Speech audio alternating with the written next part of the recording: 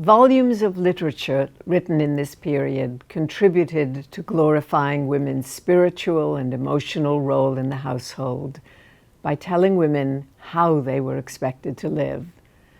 We call this literature prescriptive literature, and it was distributed to women of all kinds, often by clergymen, frequently by commentators on the condition of women, and by women themselves. Godey's Lady's Book might be the best-known example of this prescriptive literature. Beginning publication in 1830, it brought monthly doses of ideal behavior to a wide audience for nearly 50 years.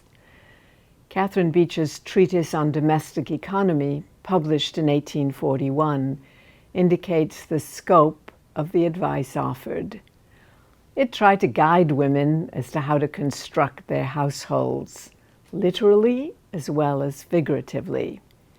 It described how to arrange an efficient kitchen, how to construct an earth closet, a toilet, in and outside the house.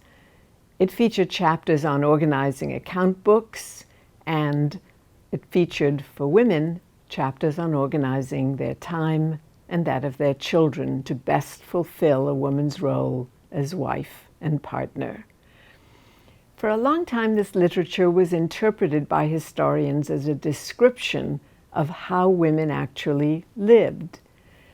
We've since discovered from the diaries and letters of women themselves that most women could hardly follow the advice they got.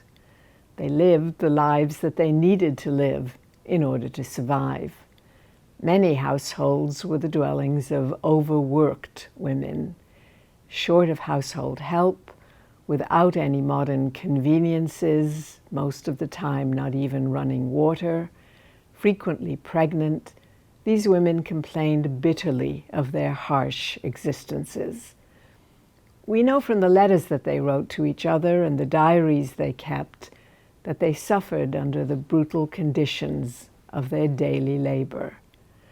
Martha Coffin Wright, later to become an abolitionist, concluded a list of instructions in a letter to her newly married sister in 1847.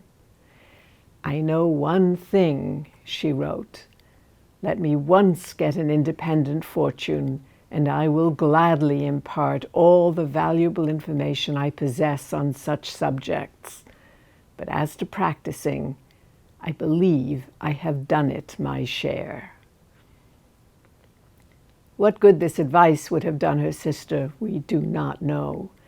But we do know that even economic affluence or relative affluence did not protect women from hard labor. Anne Fura Scott, an expert on the Southern lady, recalled the bitter complaints of wives of Vicksburg's railway officials before the war.